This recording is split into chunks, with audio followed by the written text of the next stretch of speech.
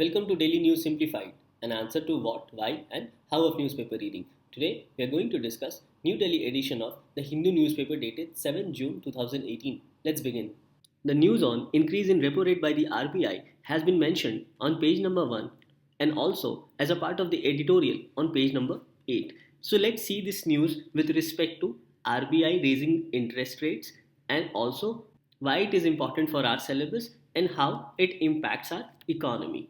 Now, in this news, a 6 member monetary policy committee of the RBI has increased the repo rate by 25 basis points, and now the repo rate stands at 6.25%. While the RBI has increased the inflation projection, it has maintained a neutral stance for monetary policy, indicating an uncertainty in the market. Now, this neutral stance of the Monetary Policy Committee indicates that the committee in coming days may either increase or decrease the interest rates depending upon the circumstances. Now, the significance of this news can be understood from previous UPSC questions and also the impact of this decision in the real world economy. As you can see, a straightforward question on MPC was asked in the year 2017. The question read, which of the following statements are correct regarding the Monetary Policy Committee? So it means UPSC also wants us to know about the Monetary Policy Committee. The options given were, it decides the RBI's benchmark interest rates. It is a 12-member body including the governor of RBI and is reconstituted every year. Third, it functions under the chairmanship of Union Finance Minister. So first of all, let us go through this particular news and then we will again come back to this question after understanding the issue in detail and also about the Monetary Policy Committee. Now this question was asked in the year 2014. Now this is a very interesting question, as this question does not want to ask you about the interest rate. In fact, this wants to ask you about the impact of an increase or decrease of such interest rates. Let's see this question. The question reads, if the interest rate is decreased in an economy, it will. The options given are decrease the consumption expenditure in the economy, increase the tax collection of the government, increase the investment expenditure in the economy, and increase the total savings in the economy. We'll see all these after going through this particular news. As we saw in this news that the MPC of the RBI has increased the repo rate by 25 basis points. So let us understand very briefly about this repo rate. Now, repo rate is the rate at which the RBI lends money to the commercial banks. In this case, an increase in repo rate means that the borrowing of money by the commercial bank becomes expensive. Repo rate is used by monetary authorities to control inflation. In this regard, let us also understand reverse repo rate. Reverse repo rate is the rate at which the RBI borrows money from the commercial banks. Reverse repo rate is the interest given to those commercial banks on which that amount has been borrowed.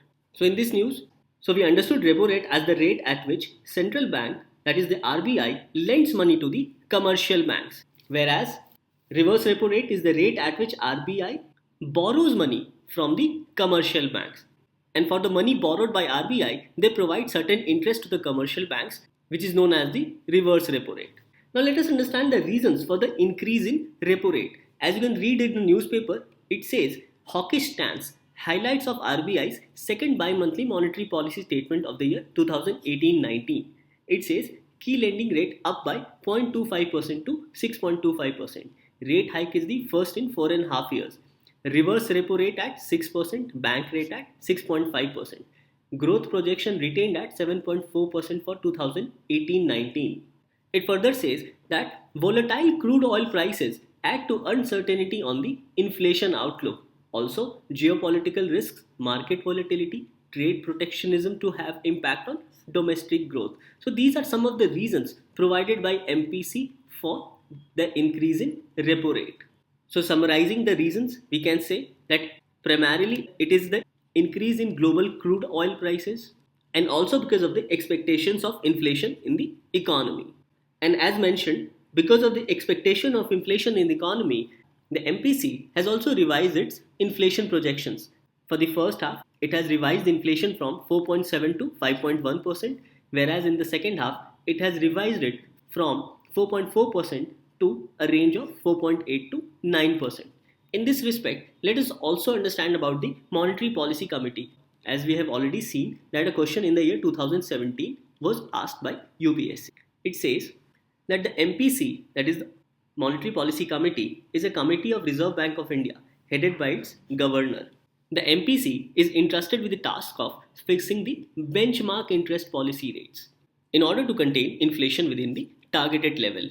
Now, decision making by MPC. MPC will have 6 members. This is important. 3 each will be nominated by the government and by the RBI. So, of those 6 members, RBI as well as the government will nominate 3 members each, and each member will have 1 vote. While the majority voice of the committee will be the final in deciding the interest rates, and RBI will have to accept the verdict. However, the governor gets a casting vote in case of a tie. So this becomes an important piece of information with respect to the Monetary Policy Committee. Now let us come back to the question which was asked by UPSC previously. Question was, which of the following statements are correct regarding the Monetary Policy Committee? It decides RBI's benchmark interest rates. Yes, this is correct. Second, it is a 12-member body, including the governor of RBI, and is reconstituted every year. No, we just saw it's a 6-member body. It functions under the chairmanship of the Union Finance Minister. No, it is headed by the RBI governor. So in this, 1 is the only correct option. So let's see the options given. Here you can see A. So A is the correct answer to this particular question. Now come to the question asked in the year 2014. As I said, it asks the impact of an increase or decrease of rate by the RBI. Question was, if the interest rate is decreased in an economy, it will. Now, if the interest rate is decreased, then it will ease the cost of borrowing and the flow of money will increase in the economy. Let's see the option. First, decrease the consumption expenditure in the economy. No. Second, increase the tax collection of the government. No. Increase the investment expenditure in the economy. Yes. Increase the total savings in the economy. No, it's not related to savings. So in this, C is the correct answer. This topic forms a part of your syllabus under GS paper 3 and specifically under Indian economy and issues relating to planning, mobilization, resources, growth, development and employment. Hence, this topic of increase of repo rate by MPC becomes important, and equally important is the fact that what were the reasons which led to the increase in rate. As we have seen, questions have been asked by UPSC previously and may be asked further because inflation is an important aspect of our day-to-day life. With this, let's move on to the next news. The next news appears on page number 3. Now this is about Chinese President's memorable remarks on the Shanghai spirit of the SCO, that is Shanghai Cooperation Organization. The upcoming SCO summit is about to be held from June 9 to 10, 2018.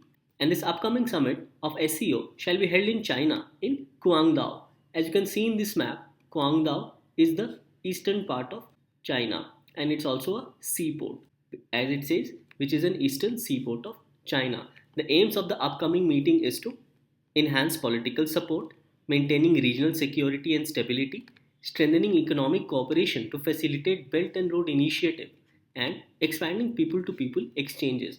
Now this upcoming summit becomes extremely important with respect to India as well, as India was granted the status of full member in the year 2017, that is in the last summit of SCO, which was held in Astana, which is the capital city of Kazakhstan. In this regard, let us understand certain basic facts about this Shanghai Cooperation Organization. It reads, SCO, that is Shanghai Cooperation Organization, is a permanent intergovernmental international organization. It was constituted in the year 2001 in Shanghai, which is in China, by the Republic of Kazakhstan, the People's Republic of China, the Kyrgyz Republic, the Russian Federation, the Republic of Tajikistan, and Republic of Uzbekistan. The Shanghai Cooperation Organization Charter was signed during the St. Petersburg SCO Heads of the State meeting in June 2002, and this entered into force in September 2003. This is the fundamental statutory document which outlines organization goals and principles as well as at its structure and core activity. Let us also see the main goals of SCO. It says the main goal of SCO is to strengthen mutual trust and neighborliness among the member states, promote their effective cooperation in politics, trade, economy, research, technology, and culture, as well as in education, energy, transport, tourism, environmental protection, and other areas, making joint efforts to maintain and ensure peace, security, and stability in the region, and moving towards establishment of a democratic, fair, and rational new international political and economic order. So these goals of SCO becomes extremely important with respect to the upcoming meeting, and also because of the fact that since India was given the status of full member last year, so it will be interesting to see India's stance on various issues concerning the security of the region in the upcoming summit. This topic comes under GS paper 2 under international relations, and specifically under bilateral, regional, and global groupings and agreements involving India or affecting India's interest, and also important international institutions, agencies, and their structure and mandate. Since the upcoming SCO summit becomes extremely important, so let's wait for a few days for further development on the issue of SCO. With this, let's move on to the next news. Now we come to the lead article on page number 8. It reads, no longer seen eye to eye. With India recalibrating its relations with other powers, the India-US equation is not quite balancing out. In this particular article, the author mentions about the differing views of India and United States. And this differing of views between India and US was seen during the recent Shangri-La dialogue, where the statement of Prime Minister Narendra Modi and US Defense Secretary on global issues seem to have differed considerably. And this differing of views between the Prime Minister of India and the US Defense Secretary was seen during the Shangri-La dialogue. So in this particular news, let us understand the points of differences between India and US in this contemporary world and the reasons for this divergence. As you can see, the points of differences. The US policy on Indo-Pacific region is primarily based on security, whereas India does not affirm of the foreign policy on Indo-Pacific region as viewed by United States of America. Second, it says India referred to good relations with Russia and China, while US mentioned of countering China in the Indo-Pacific region, apart from animosity with Russia. So on these 2 points, both India and United States differed considerably. As India referred to the good relations with Russia and China, whereas US mentioned of countering China in the Indo-Pacific region. And as just said, US policy in the Indo-Pacific region is primarily on the issue of security of the region. And it is here that India differs with the United States. Let us also understand the reasons for such divergence. First, India's recalibration of ties with China and Russia seen during the informal Wuhan and Sochi meet respectively. So recently, India has been seen recalibrating its ties with China as well as Russia, which is not in line with US ideology. Second, India continues to maintain balance between the US-led Quad and China-led SCO. As you know, the Quad comprises of India, US, Japan, and Australia. And today we are just seen about the SCO, as there is also an upcoming meet of the SCO on 9th and 10th June. So India is trying to maintain a balance between US-led Quad as well as the China-led SCO. As last year in 2017, India was given full membership of SCO. Third, India has opposed Australia's entry into Malabar naval exercises and militarization of Quad as desired by US.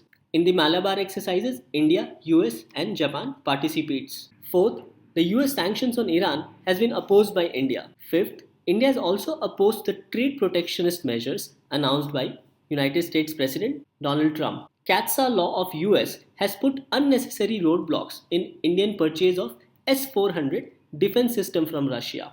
Now CATSA law is countering America's adversaries through Sanctions Act, and it is primarily aimed at Iran, North Korea and Russia. So this CATSA law of US has put unnecessary roadblocks in Indian purchase of S-400 defense system from Russia. And last, the instability in the US administration and other officials has hampered formation of stable foreign relations between India and the United States. So these are some of the reasons for a diverging views between India and the United States. And in this regard, it will be interesting to see how America reacts on the upcoming SCO summit. This topic gets covered under GS paper 2, specifically under bilateral, regional and global groupings and agreements involving India or affecting India's interest, effect of policies and politics of developed and developing countries on India's interest, and important international institutions, agencies and structure and mandate. So this news on diverging views between India and US becomes an interesting read, specifically from your mains point of view. With this,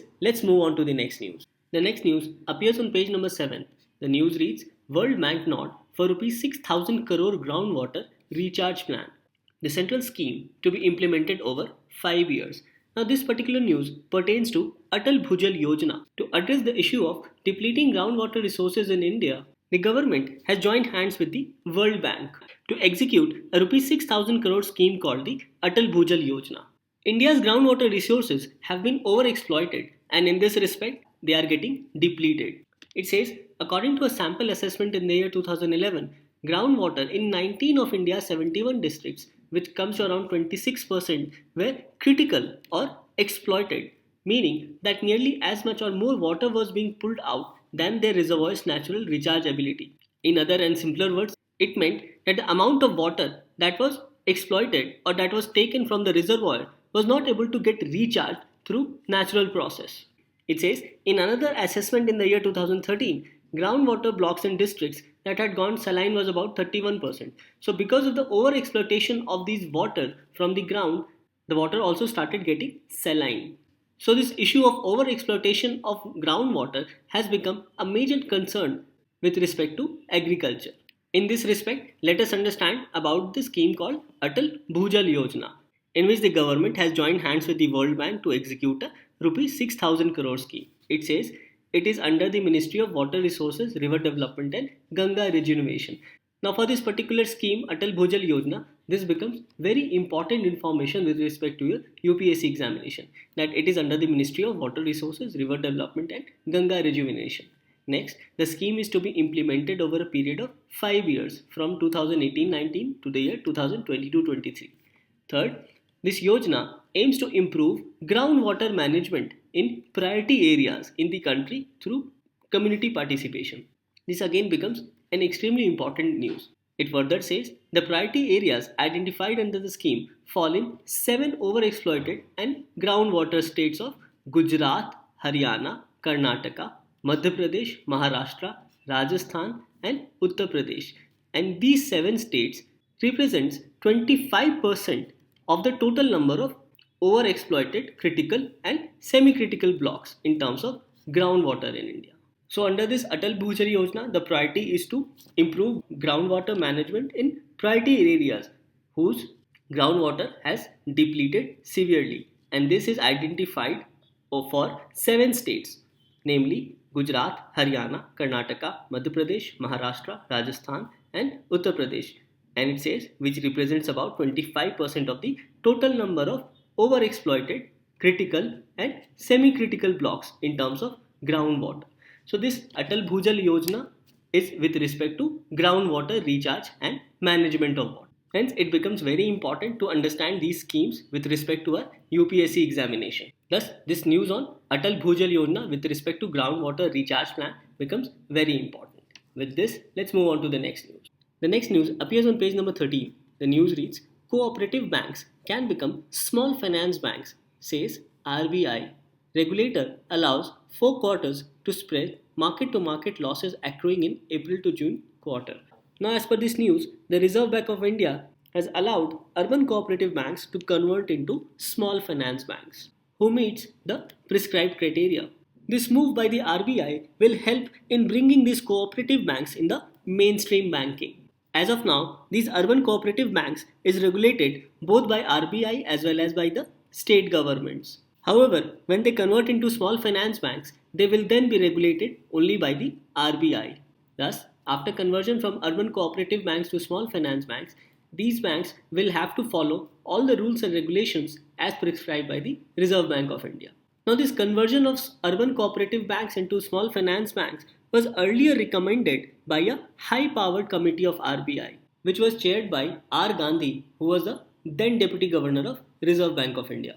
RBI has allowed these urban cooperative banks to get converted into small finance banks as the RBI expects more players to participate and promote payment platforms. As per the move of RBI, it will further enhance financial inclusion and it will also help in better supply of credit to farmers, MSMEs, that is micro, small and medium enterprises, as well as the unorganized sector. Thus, this news on small finance banks become very important as a question has also been asked in the year 2017. The question read, What is the purpose of setting up a small finance banks in India? The options given were to supply credit to small business units, correct. To supply credit to small and marginal farmers, yes. To encourage young entrepreneurs to set up business, particularly in the rural areas. No, not particularly in the rural areas. So this statement was incorrect. The options given were select the correct answer using the code given below. And in this, the correct answer was A, that is 1 and 2 only. So we see this question on small finance banks has already been asked by UPSC. So this topic where the RBI has allowed urban cooperative banks to get converted into small finance banks becomes very important. And in this news, we saw that these urban cooperative banks are regulated by RBI as well as their respective state governments, whereas small finance banks are regulated only by the RBI. And this conversion was also recommended by an earlier high powered committee of RBI, which was then chaired by R. Gandhi, who was the deputy governor of RBI. And in this respect, the RBI expects more players to participate and promote payment platforms, as it will further enhance financial inclusion and also result in better supply of credit, mainly to farmers, MSMEs, and also to the unorganized sector. And we just saw that a question in the year 2017 has already been asked on this concept of small finance banks. Thus, this topic becomes very important. This topic gets covered under GS paper 3, specifically under Indian economy and issues relating to planning, mobilization, resources, growth, development, and employment. Thus, this news on small finance bank becomes very important. With this, let's move on to the next news. The next news appears on page number 7. The news reads, maternal mortality ratio in the country drops to 130 from 167. And in this it says, Kerala has the lowest MMR of 46, followed by Maharashtra with 61 and Tamil Nadu of 66. As per the latest sample registration system data, MMR, that is maternal mortality rate, in India has dropped from 167 to 130. And in this regard, India has shown impressive gains in reduction of maternal mortality rate, including a reduction of approx 22%. So what is the meaning of this reduction in MMR rate? It basically means that approx 1000 less women will die because of pregnancy and related complications in India. So a reduction in MMR also signifies saving of life of such mothers. And in this respect, MMR refers to number of maternal deaths per 1 lakh live birth. So far we saw that in India we noticed a reduction in MMR, that is maternal mortality rate, from 167 to 130. And this reduction in MMR also signifies less women will now die in India because of pregnancy and related complications. Now this SRS, that is sample registration system, has divided these different states into 3 groups, and each group registered certain drops in MMR. So these 3 groups divided by SRS are Empowered Action Group, Southern States, and others including remaining states and union territories. In this Empowered Action Group are mainly states of Bihar, Jharkhand, Madhya Pradesh, Chhattisgarh, Odisha, Rajasthan, UP, Uttarakhand, and Assam. And this group, that is Empowered Action Group, has seen the maximum drop, which is 23%, whereas the southern states including Andhra, Telangana, Karnataka, Kerala, and Tamil Nadu saw a drop of 17%, and the remaining states and the union territories saw a drop of 19%. So effectively, we see that there is a cumulative drop in the MMR across India. And the top 3 states, as also mentioned earlier, were Kerala, Maharashtra, and Tamil Nadu. See, now the MMR of Kerala is 46, which earlier was 61. Now the MMR of Maharashtra is 61, which earlier was 68. And that of Tamil Nadu now is 66, which earlier was 79. And in this, it says a look at the changes in state-wise maternal mortality ratio. As you can see, it says states on the right side of the trend line had a higher MMR drop rate, while those on the left had a lower drop rate than the average. So you can see these different states on both sides of this trend line. As per the Government of India, this is the outcome of systematic work undertaken both by the central as well as the state government under the National Health Mission. Let us understand certain basic facts about National Health Mission. The National Health Mission aims for the attainment of universal access to equitable, affordable, and quality healthcare services, and accountable and responsible to people's need with effective intersectoral convergent action to address the wider social determinants of health. So we see that National Health Mission aims for attainment of universal access to equitable, affordable, and quality healthcare service, which is accountable and responsive to people needs, with effective intersectoral convergent action to address the wider social determinants of health. So we see the issue of health is an important issue, and if we address the issue of health, then we can also address various issues which arise because of lack of proper health of an individual. In this respect, let us also understand the objectives of National Health Mission, which are reduction in child and maternal mortality, which we just saw in the news, prevention and control of communicable and non-communicable diseases, including locally endemic diseases, access to integrated comprehensive primary health care, population stabilization, gender and demographic balance, revitalize local health traditions and mainstream Ayush, universal access to public service for food and nutrition, sanitation and hygiene, and universal access to public healthcare services with emphasis on services addressing women's and children's health and universal immunization and promotion of healthy lifestyles. So these are some of the objectives of National Health Mission, and you can utilize these objectives while writing any particular answer with respect to your mains examination, primarily related to improving health under the government schemes. So all these objectives under NHM becomes equally important so as to understand the wider implication of a healthy society.